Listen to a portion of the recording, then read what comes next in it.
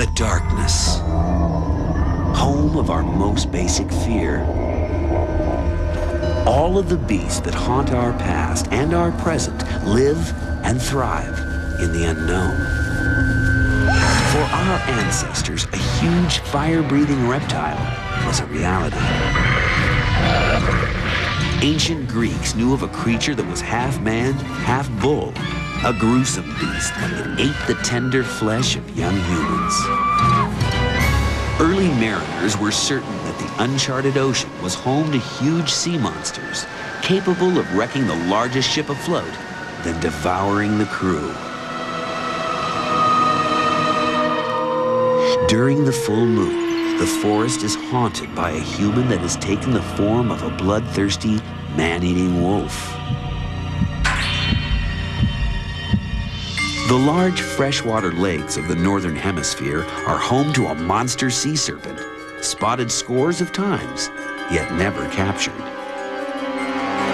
And perhaps strangest of all, a mysterious man-like creature lives on the fringe of human society, taunting us with his presence.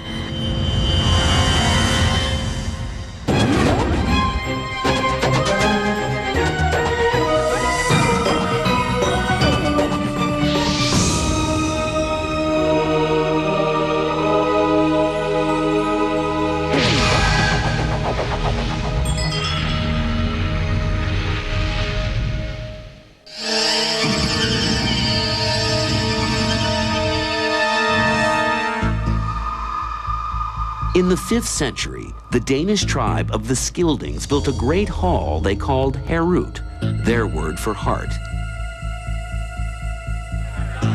There King Hrothgar and his warriors would gather to feast and drink. One night, out of the darkness, infuriated by the human sounds of celebration, a shadowy figure approached. A hellish demon, that ghastly grimoire. Grendel, they called him. The Grendel broke into the hall, killing 30 of the warriors and feasting on their flesh. The rest, including King Hrothgar, fled in terror.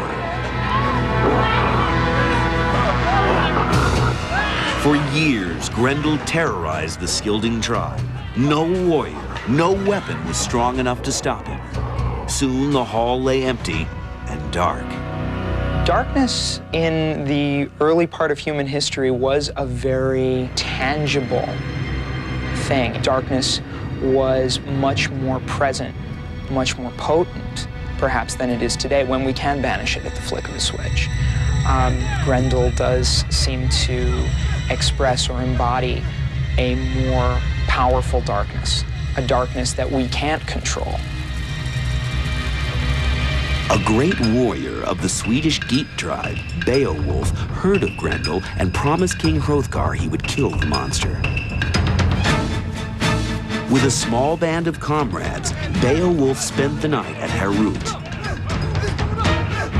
True to his grim reputation, Grendel attacked, killing the warrior who lay closest to the door by tearing out his throat.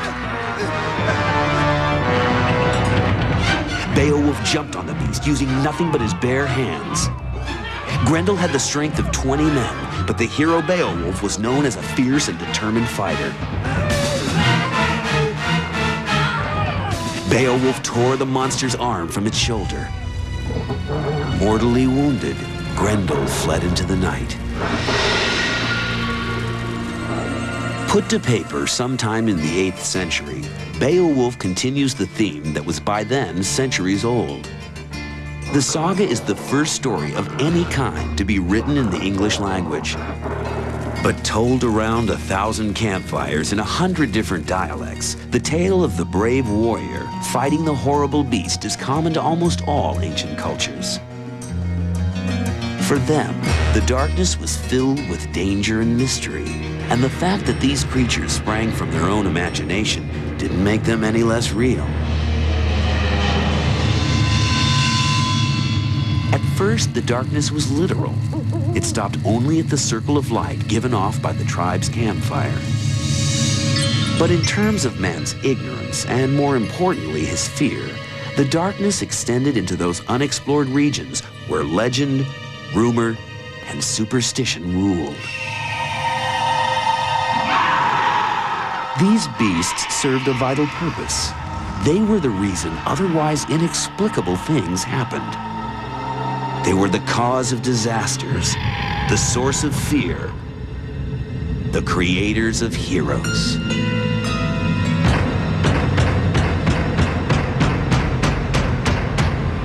Myths are stories that, by definition, are not true or false. Myths are about origins of things and the ending of things, and birth and death and marriage and transition from adolescence to adulthood, and bravery and courage and testing yourself and the development of the hero. And myths have a whole set of purposes, and to ask whether they're true or not misses the point. People were more comfortable with the unknown in the sense that they were comfortable having a category of existence that was murky, that was indistinct, that was unknown, potentially dangerous, potentially marvelous, but was beyond their ken. Fear. And when you're trekking into an unexplored forest or sailing a fragile ship into uncharted, angry seas, it's hard to imagine any other emotion. Fear would be the beginning of myth. What was out there? How many miles can even the luckiest of ships sail? Will the next voyage be the last?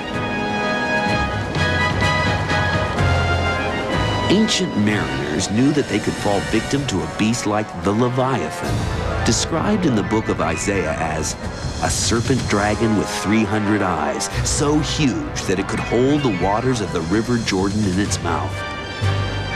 Prophecy holds that the Leviathan will be slain by the archangel Gabriel on the day of judgment. To ward off the Leviathan, Christian sailors would invoke the protection of Gabriel, as well as the blessing of clergy for their ship and its voyage. The stories of sea serpents certainly have many mistaken identities, a mixed bag. Practically all folklore, all mythology, always is based on some factual information, some entity that exists. Things get added on, and all sorts of supernatural and paranormal phenomena may be attached to this original phenomena. Probably because of these beliefs, sailors quickly gained the reputation as being a superstitious lot. To protect themselves from the dangers of the deep, they developed an entire culture of rituals.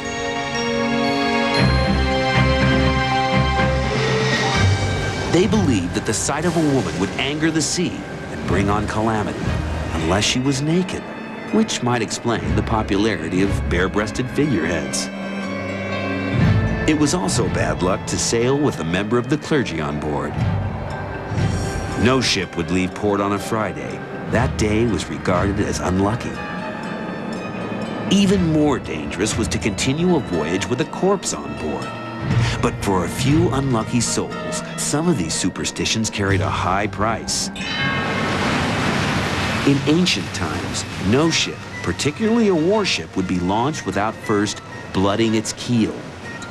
Slaves or prisoners were chained under the keel to be crushed to death when the vessel was launched. Early Norse explorers were known to offer up a human sacrifice as they sailed into dangerous waters, to appease whatever beast may be lurking in the depths. But all sailors knew that the sea, even if it was the source of their livelihood, was capable of taking life as easily as it gave. Even today, sailors often talk about the ocean as female. Salt water, womb water, female who is unpredictable. It's the chaos of waters where it's not controllable. You don't know what's going to happen out there. Giant ship-eating monsters were one thing, but there was another danger waiting, even more insidious, even more cruel. That danger was the lure of a woman.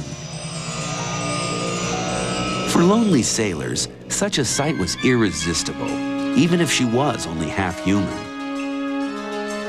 The tale of a creature that is half fish, half human can be traced back as early as 5000 BC to the Babylonian god Aya. His female counterpart was Atargatis, a woman with the tail of a fish, a mermaid. The legend of the mermaid seems common to all seafaring cultures. The idea of mermaids can be related to dugongs, to sea cows, which stand out of the water and do have a pair of breasts. I can imagine a sailor out in the sea for 18 months, never been on land, that even a dugong might start to look like a woman at a distance. But accepting the existence of a mermaid was just part of man's fascination with things that were not quite human, yet not entirely animal. In a non-Judeo-Christian sense, to be connected with animals is to be powerful. Animals have power. There is not as much separation between the human world and the animal world. They're just different orders of beings. The vision of half man, half beast was a common theme in many early cultures. From the Babylonians to the Egyptians to the Greeks, this curious mixture of human and animal appears time and again in stone and legend. A century before Greece became the focal point of civilization, the island of Crete is the dominant cultural influence in the Mediterranean. The island is also home to a cult that worships the bull. Believed to be endowed with mystical strength and intelligence, the bull is regarded as a favorite of the god Zeus. Legend says that the wife of King Minos so admired a particular bull that she mated with it, later giving birth to a strange creature called a Minotaur. He is human, of great size and strength, but has the head of a bull. He also has a taste for the flesh of humans. King Minos orders this bizarre and unhappy beast imprisoned in the labyrinth on the island of Knossos. The Greeks, fearing that Minos will set the Minotaur loose, send 7 youths and 7 maidens as a sacrifice to be released into the maze, then hunted and devoured by the Minotaur. In one such group is the warrior Theseus. He has hidden a dagger in his belt, and when attacked by the beast, stabs it again and again.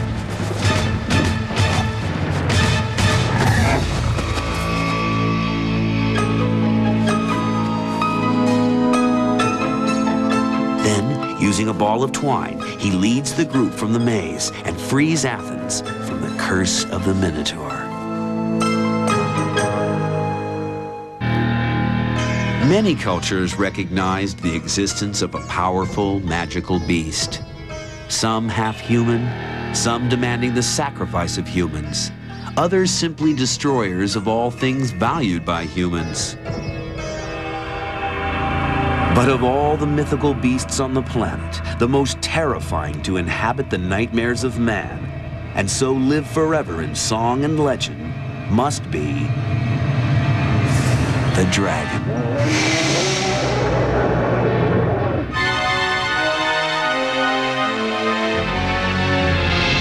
First put to film in 1924, Siegfried's battle with Fafnir is a classic depiction of an ancient legend.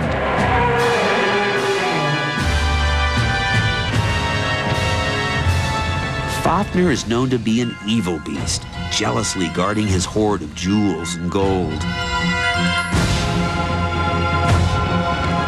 Legend says that Fafnir was once a magical dwarf, but with a spell, changed himself into a dragon to become even more powerful. Siegfried, the last in a line descended from the fierce Volsung warrior kings, has vowed to hunt down and slay the mighty serpent. Siegfried was only one of many brave dragon slayers who would test themselves against this ultimate foe. The dragon is a curious creature, a beast whose existence was accepted as fact by church and state alike. Its habits and appearance well known to almost every man, woman, and child. The dragon was also a menace that had to be slain so the damsel could be rescued, the kingdom could be saved, the hero could be rewarded. By its size alone, the dragon would inspire fear and respect. But the ancients gave it powers no other beast, real or imagined, could match. Dragons were known to be highly intelligent, sometimes endowed with the power of speech. Many could fly. Some could breathe fire. From earliest times, the dragon was worshipped as a symbol of creation, death, and regeneration. Dragon lore is deep, and it is broad. There's a very rich mythology from all over the world, many different cultures, amazingly from cultures that presumably never even had contact in New World, in China, in medieval Europe. The existence of the dragon was well documented, even from the earliest days of civilization. In the 5th century BC, the Greek historian Herodotus, the father of written history, described the dragon as a winged serpent shaped like a snake, with wings not feathered, but covered with a leathery-like skin similar to those of a bat.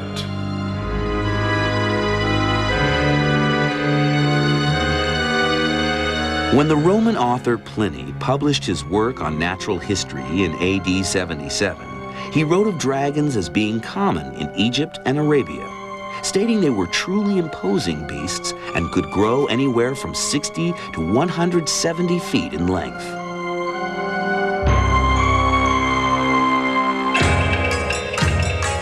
In Asia, the dragon was seen as an elemental force of nature, powerful and regal. The dragon was revered much the way an elder family member might be, a source of knowledge and wisdom, his image invoked for luck and prosperity. But in the West, the dragon, because of its omnipotent power and fierce appearance, is a symbol of a... Countless warriors went into battle under the banner of the winged serpent, hoping to strike fear into their enemies. Kings would even take the name of the dragon as their own.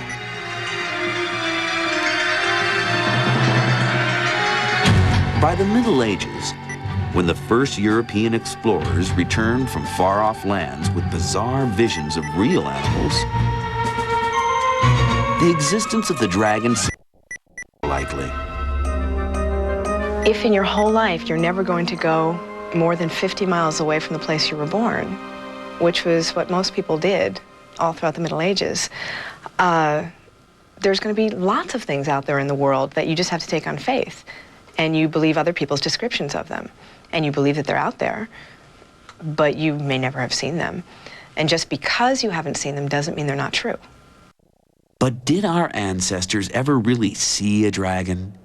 Or was proof that the legend was a reality found only after its passing? Did someone long ago discover dragon bones? The ancients didn't really understand the concept of fossils because they didn't really understand the age of the Earth. So the idea of something being fossilized from millions of years ago didn't really exist. And it's fascinating when you think about it that what would they have thought when they'd find a fossil of a dinosaur? What would they think? Well, they may have thought this thing just died last year or the year before, and maybe that's what a dragon is. Whether or not dinosaur fossils were thought to be the bones of dragons, there was other evidence to tip the scales in favor of the dragon's existence. The Christian Church weighed in on the matter. Early Bibles contain many references to dragons, including a passage from the Book of Psalms. Thou hast sore broken us in the place of dragons and covered us with the shadow of death. It's a very common theme, it seems to me, that the dragon is just another form of a monster, which is another version of this testing of somebody's courage and bravery to show that he is committed to his family and his wife, and he's committed to his group. For Christians, there was no more committed hero than St. George. The actual identity of George is open to question, but it's generally accepted the man we know as St. George was born of Christian parents in the Palestinian town of Lydda near the end of the 3rd century. George became a soldier in the Roman army, serving in Persia, Armenia, and Britain.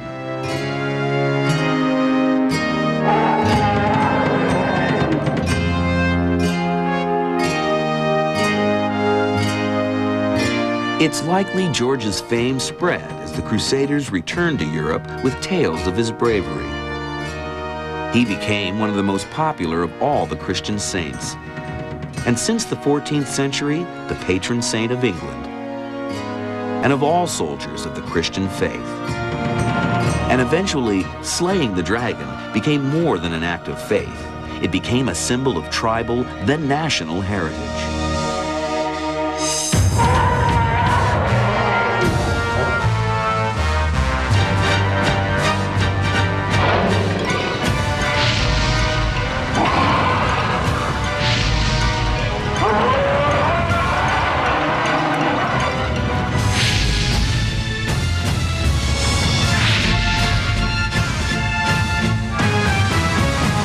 Struck a mortal blow, the evil Fafnir dies.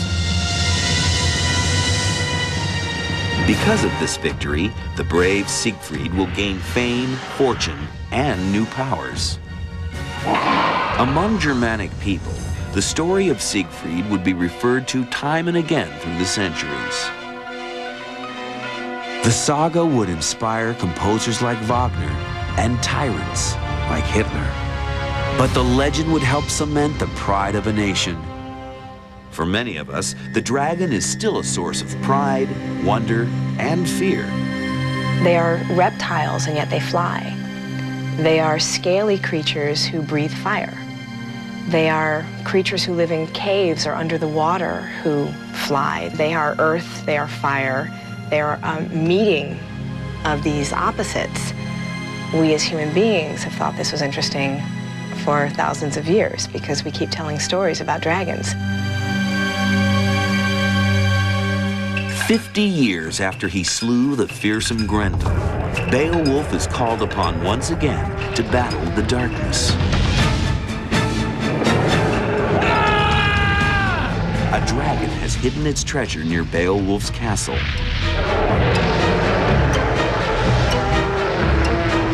Beowulf sets out to put an end to the danger.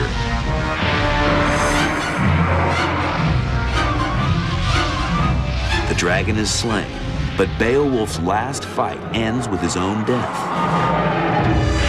The darkness he once defeated ultimately triumphs. The hero Beowulf is buried with the dragon's treasure on a rocky promontory overlooking the sea. Today, there may be no dragons living in the forest, no mermaids to tempt us, no Grendels to terrorize us. But our world is less exciting, less magical with their absence. Now we have new legends, new monsters, new nightmares. Perhaps after all these centuries, the source for these nightmares remains the same. The source is still a need to make sense of our world's mysteries. And it's that need that fills the darkness with these creatures.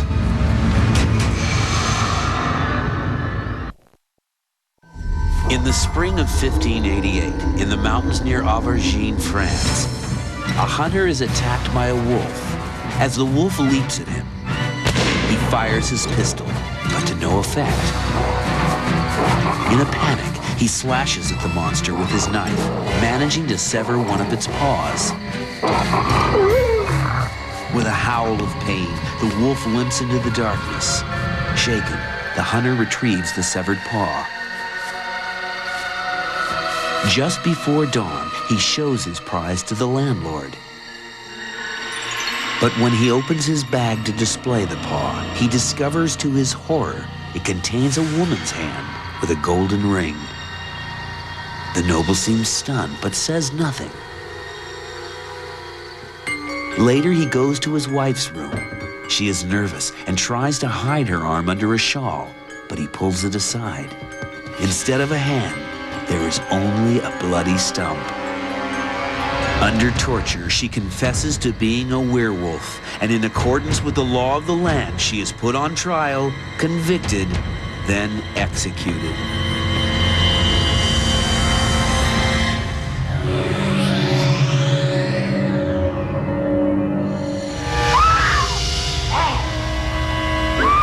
The condition of werewolf is not usually a pleasant one. Some people seek it, but many people who are afflicted by it are in fact cursed. The existence of werewolves was an accepted fact of life in Europe during the late Middle Ages.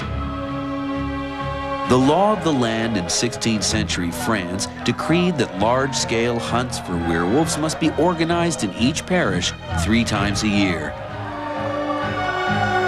The wilderness can lurk within human society. That mysterious enemy, that dangerous element, can be hiding right under our noses, and we don't see it. Your wife may be a werewolf. Your brother may be a werewolf. It is 1589, and the German countryside near Cologne is being terrorized by a large wolf. The hungry beast kills everything it encounters, but its favorite prey, humans.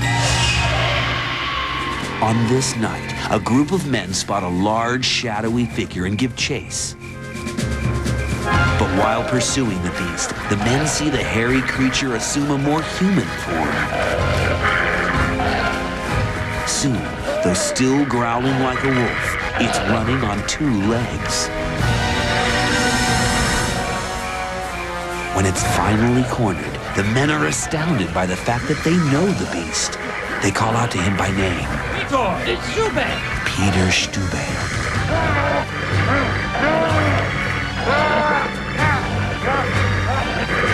Captured, tortured, Stube confesses to being a werewolf, admitting the most horrible of crimes. He says he made a pact with the devil. In return for his immortal soul, he was given the power to change at will into a wolf. In his confession, he admits killing men, women, and children.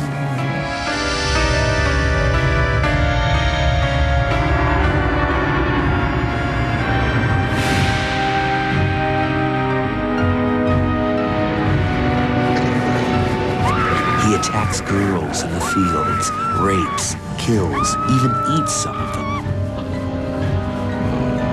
The list of crimes spans some 25 years and over 100 victims. Tried and convicted, his punishment is common for the time. He is decapitated, then his body burned. We have words for certain conditions of the body and mind in the present day, just as our ancestors did. We are, in that sense, more like them than we care to admit. And the diagnosis of werewolf fits as aptly as does the diagnosis of deviant serial killer. The tale takes a different twist in Asia, where instead of a human becoming a wolf, it is the animal who shifts its shape to human form.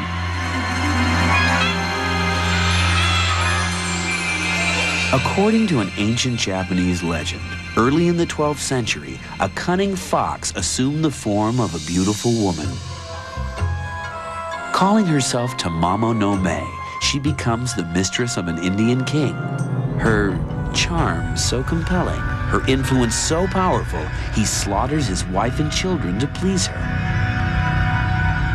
The kitsune are said to effect their transformation from foxes to human beings through a kind of sexual magic or sexual yoga, often associated with Taoism, or in India and Tibet with Tantric Buddhism.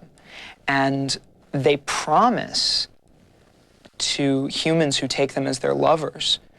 Tremendous physical pleasure, undreamed of in human realms. The nobles of the court are outraged, and Tamamo no Mae is driven from the kingdom. She next appears in China, where she seduces the tyrant Chao Sin. He also attempts to satisfy her bizarre demands. He orders the ladies of the court to dance naked for the she-fox. If any refuse, he throws them into a pit filled with bees and vipers. The royal court, scandalized by her cruelty, orders her execution, after which her body is burned. But from the ashes emerge a fox, which escapes into the night.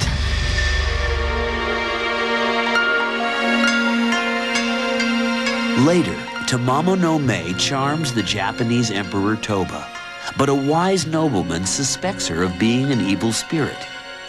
He holds a mirror before her face, and the reflection is not of a human, but a fox. The evil Tamamo no Mae instantly resumes her fox shape and flees. Her whereabouts now are unknown. The ocean has long been a source of fear in fiction. Tales of giant tentacled monsters are as old as seafaring. Lurking at the bottom of the ocean, the giant squid has been glimpsed only occasionally by man. But those few times have been enough to fuel hundreds of years of stories. In 1861, the French gunboat Alecton encountered a giant squid while en route from Spain to the Canary Islands. At first, the crew fired their cannon at the beast. This had little or no effect on it. Then they attempted to harpoon it. Finally, they got a rope around the monster and began pulling it aboard. But the squid struggled, and it was feared it would capsize the ship. It was released.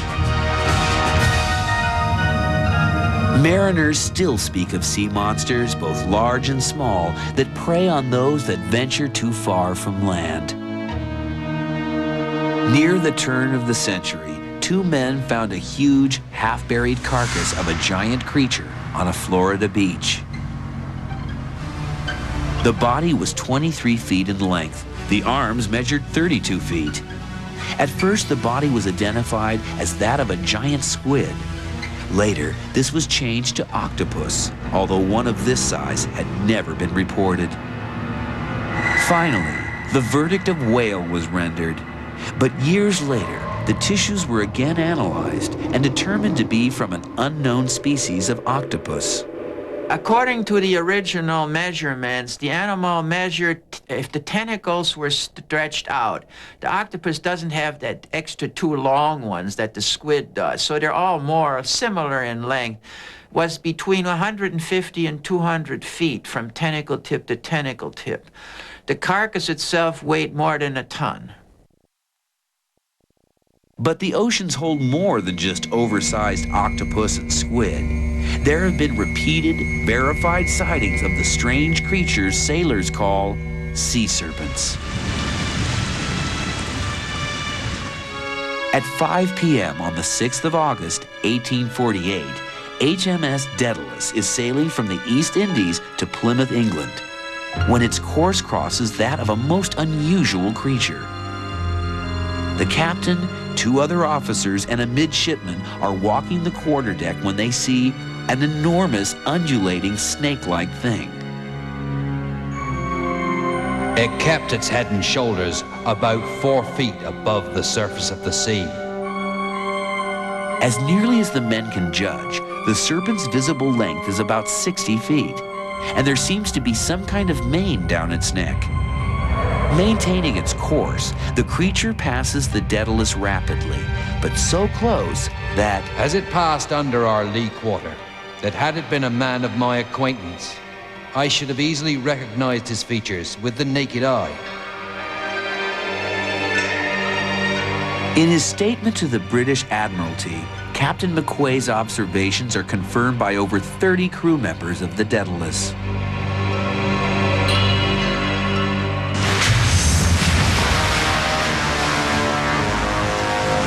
During World War I, the following report went into the logbook of the German submarine U-28. Torpedoed the British steamer Iberian, loaded with valuable goods.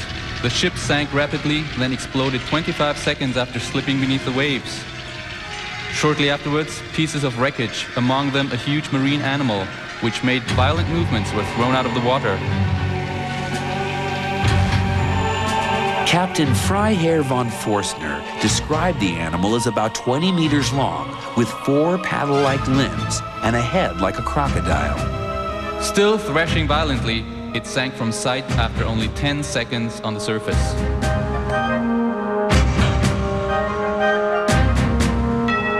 While sighting a sea serpent may be a time-honored nautical tradition, there is good reason to believe that ancient creatures, thought long extinct, still survive.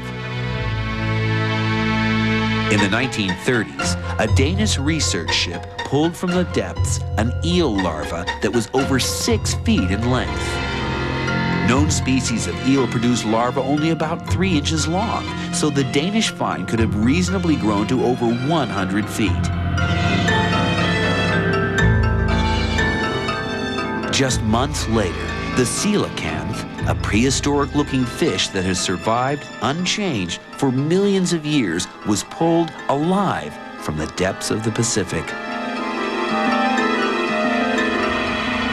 And in 1976, megamouth, a previously unknown variety of shark, was caught still swimming millions of years past its prime. If these creatures have survived, what other ancient wonders still lurk in the deep? Beneath the picture-perfect waters of Scotland's Loch Ness swims the most famous sea serpent in the world. Or does it? The Loch Ness Monster, Nessie to her fans, has captivated the public's interest and affection in a way that few other creatures, real or imagined, ever will. Although the most famous photograph of Nessie has been acknowledged a fake, this has had little effect on the legions of believers. The monster has been sketched, filmed, photographed, painted, captured, it seems, by every medium except the net. They've gone down there with submarines, and they can't find the thing. It can't be just Nessie, our beloved monster, living all by herself there for, tens and hundreds of years. You have to have a breeding population.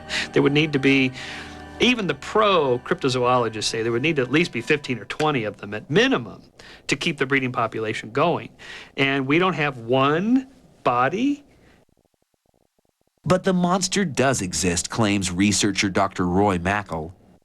He has pursued Nessie since the 60s, and for him, all the evidence points to one inescapable conclusion. The identification and the nature of all the animals in the North Temperate Lakes, particularly in Loch Ness and Loch Morar and so on, are animals, long snake-like whales that reach lengths of 55 to 60 feet for adults, the smaller ones being anything from a few feet long, which come into fresh water from time to time from the sea. They find a happy home for maybe one season, sometimes more than one season, especially if the lake is large and has a large food supply and they're not being disturbed. And eventually they may go out to the sea again. And occasionally they're observed as sea serpents. The elusive monster of Loch Ness continues to fascinate us. In the winter of 1997, searchers announced that they had found an underwater cave that might be the monster's lair. But for now, Nessie, like many other monsters, remains an enigma.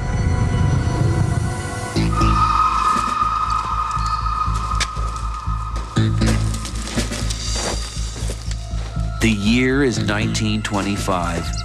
While pursuing soldiers of the ousted White Russian Army, Red Army troops are searching the rugged terrain of the Vanch Mountains of Central Asia.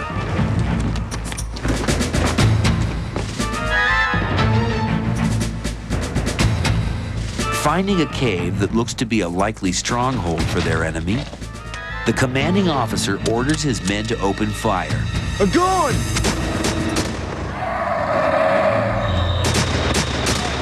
To their shock, a wild, hairy creature runs from the cave mouth and into a hail of bullets. It falls to the ground, mortally wounded.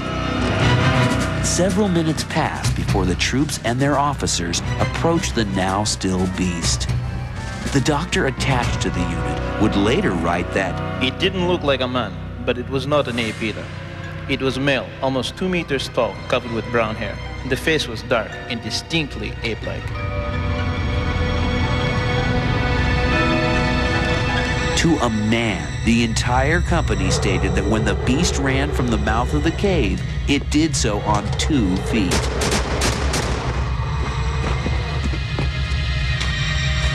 Not able to carry the body with them, they buried it under a stone cairn near the mouth of the cave. We will never know the true nature of the man-beast encountered by those soldiers, but similar reports are a matter of record all over the globe. The question, it seems, is simple. If this creature doesn't exist, why do so many report seeing it? Humans are by nature storytelling animals. We tell stories about ourselves, about our relationships with one another, about our relationship with the environment. I think hope springs eternal for all of us, that there's something beyond the here and now, beyond the mundane of the daily existence. In China, this beast is known as Yaren. In the Himalayas, Yeti. The creature we know as Bigfoot has long been a legend in America's Northwest woods. But in 1967, an amateur filmmaker searching on horseback captured him for the first time on film. It's a shocking image. Was this the first solid evidence of Bigfoot's existence? In looking at the Patterson film, there are a number of aspects of the subject that I find particularly interesting as a student of primate anatomy. The way in which it walks is very uncharacteristic of a human gait, and yet, taken in concert with what I have learned from the foot anatomy, it is perfectly consistent, and no human foot that I'm aware of can mimic that anatomy, let alone the dynamics. In my opinion, it certainly looks like a guy in an ape suit. It looks like the kind of thing a David Letterman would do as a joke. Nonetheless, Roger Patterson's film electrified the public and the media. Many were skeptical, but in the following years, sightings and the collection of footprints increased. There are footprints. There are footprints that have been left in the ground, and there are only a number of possible explanations for those footprints.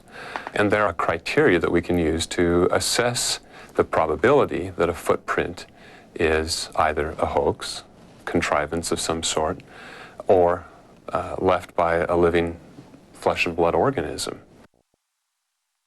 But besides the famous film of Bigfoot, few others have been able to capture his image. Amateur Bigfoot investigator Scott Herriott claims to have had an encounter with something he claims was a Bigfoot. Right here. Although the evidence of Bigfoot's existence seems to be mounting, for many, photographic images are not enough. Here's his body right here. After decades of searching, from a skeptical point of view, for me, I want to see the body. If this was a court of law and a murder trial, I got to have a body. It's right here. Here it comes, here it comes. Here it's walking right here. Yeah, I got it. Here's his body right here, looking right at me. I know that this videotape was shot when I was 15 feet away, and that 99.9% of people I showed it to show that there's a humanoid form. Despite the doubts, there are those in the scientific community that accept the possibility of Bigfoot's existence. I'm crying at this moment, so excuse my voice. What I found very intriguing and actually surprising was that such a consistent anatomy was evident. From the very earliest reported tracks and footprint casts that were made in the late 50s, there is something with a foot anatomy that is distinctive from humans and biomechanically sound that makes a very internally consistent and persuasive portrait of a large bipedal primate. But the mystery of Bigfoot could be in its final act. However intelligent such a creature may be, however elusive, if it exists, eventually one will be hit by a truck or shot accidentally by a hunter or die in the wrong place and be found. If it exists, it's bound to happen.